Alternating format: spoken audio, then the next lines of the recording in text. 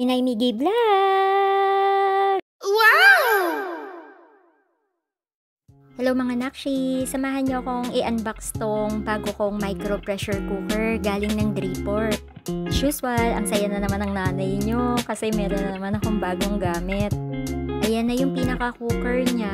As you can see, hindi siya ganun kalakihan. Meron na siyang 3-mode na knob para sa heat control niya. Tapos, nandyan na rin yung pinaka-lock niya sa pinaka-pot niya. At natuwa ko sturdy yung pinaka-lock niya kasi sinubukan kong alug-alugin habang tinetesting ko siya at hindi talaga natatanggal yung lid. Bago ko umpisahan yung pagluluto ng paksiw na pata, remember kahapon nag-reminisce ako sa mga niluluto ng lola ko at naalala ko yung paksiw na pata. At bago ko yun lutuin, syempre magsasaing na muna ako para halos sabay na silang maluto ng ulam, pati itong sinaing. Saktong-sakto pauwi na si Rasnin galing ng school. Ayan, nakabili nga lang pala ako ng pata slices sa may Alfamart. Ewan ko ba, bigla talaga akong nag-crave sa pata nung naalala ko yung mga niluto ng lola ko. Kaya sinabayan ko si Ashley nung papalabas na siya, kakaalis lang niya papunta ng school nila. So, sumabay na ako sa kanya papunta sa labas. Siya papasok, ako dun lang ako sa may Alfamart para makabili ko ng karne. O, 2 balot na yung binili ko na karne. Mura lang naman siya sa isang pack, 136 lang. So, dalawa na yung binili ko. At 7 slices na yon. Saktong-sakto, meron din akong nakatago na bulaklak ng sagi. Ito, umpisahan na natin gamitin yung aking bagong mini pressure cooker. Kinikilig talaga ako, first time ko siyang gagamitin. Pangarap ko kasi dati talaga bumili ng pressure cooker kaso medyo pricey yung mga nakikita kong pressure cooker. Gusto ko kasi mapapabilis yung mga luto ko. Lalo kapag nagkakare-kare kami kasi matagal palambutin yung tuwalya tsaka yung mukha ng baboy. Tsaka kadalasan ubusan ng gas yun, no? Pag matagal palambutin. Natuwa ko nung nakita ko tong pressure cooker ng Dripor pala. Itong features nitong pressure cooker na to or mini pressure cooker na to, meron na tong 3-mode knob para sa heat control niya. Low, mid, and high. So, madaling-madali mo na lang makokontrol yung pagpapakulo mo or pagpapalambot mo sa karne ng baboy or kung ano man yung palalambutin mo. Sa mga punto na yan, 10 minutes ko pa lang na isasalang yung pata dyan sa mini pressure cooker ko. And take note, nagulat ako kasi ang bilis niyang lumambot. Naka-medium control pa lang yun or naka-medium mode lang yun. Sa kagandahan nitong multi-pressure cooker na to, good for 3 to 4 person na. So, syempre, good na good talaga to para sa mga small family, ganyan, na merong member of 3 to 4 person.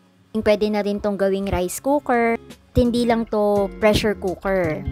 Pwede mo rin ditong lutuin yung mga sinigang. Pwede ka rin ditong magprito. Talagang multi-purpose na siya. And pa rito, aluminum na yung inner pot niya. Non-stick kaya easy to clean na. Kaya masasabi ko talaga na new and innovative yung concept ng micro pressure cooker na to. At isa pa sa nagustuhan ko rito, 800 watts lang to. At mabilis naman siyang makapagpalambot or mabilis ka naman makakapagluto kaya hindi rin naman talaga siya kukonsumo ng malakas sa kuryente. At syempre, napaka-useful nito kapag emergency. Lalong-lalo na kapag nawalan ka ng gas, tapos alanganing oras. Yung tipong magluluto ka ng hapunan, tapos biglang nawala ng gas, di ba? At least hindi ka na magwo-worry na mapepending yung niluluto mo habang iniintay mo yung magde-deliver ng gas.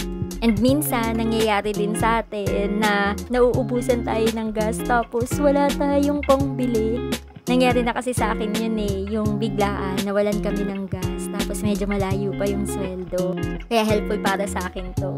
Ayan, nakita nyo naman na, lambot-lambot na ng pata. Mga less than 30 minutes ko lang talaga siya naluto. Sinalang ko siya ng 11:45 or 11:40 kanina. At magti-12:15 pa lang pero luto na yung karne. Malambot na talaga siya. Natimplahan ko na rin siya ng kanyang mga pampalasa, nilagyan ko na rin ng suka at saka ng toyo. At ayan, dinadagdagan ko lang yung kanyang toyo para magkaroon ng kulay. Parang ako, may toyo. Tapos, pakukuluin ko na lang siya ng pakukuluin para talagang malambot siyang umiiwalay sa buto. Ang sarap-sarap kaya nun kapag yung talagang nanamnamin mo yung lasa ng ng karne niya nakasama na rin sa sabaw. O nga pala, sa mga may gusto rin pala ng ganitong klase ng multi-pressure cooker, bisitahin mo lang yung yellow basket ko, makikita mo na yun dyan. Nilagyan ko na rin pala ng asukal kasi tinikman ko. Sabi ko parang may kulang. Hindi ko pa pala siya nalalagyan ng asukal. Ang gamit ko dyan is brown sugar. Hindi ko siya nilagay directly doon yung sugar sa loob ng pot. Ginawa ko, tinimpla-timpla ko muna siya. Tinunaw ko yung pinaka-sugar. Tapos tsaka ko siya nilagay doon sa pinaka-sabaw. Sa mga punto na yan, naaamoy ko na yung niluluto ko. Naalala ko na yung paksiw na pata ng lola ko. Namimiss ko na naman si lola.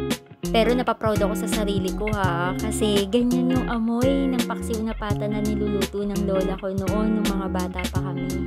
O mga nakshi, ano pang iniintay nyo? Baka gusto nyo na rin ng ganito. I-check out nyo na yan dyan sa yellow basket ko. Magpapahuli pa ba kayo? Hindi lang to sa mga nanay useful. Useful din to sa mga nag-aaral, nagdo-dorm, or yung mga malalayo sa pamilya na walang masyadong nag-aasikaso para magluto para sa kanila.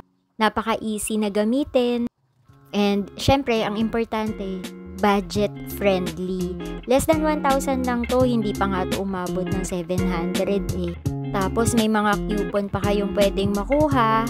Kaya, minsan, nasa 500 plus lang siya. Sulit na sulit, diba? Pwede pa na pang araw-araw gamitin.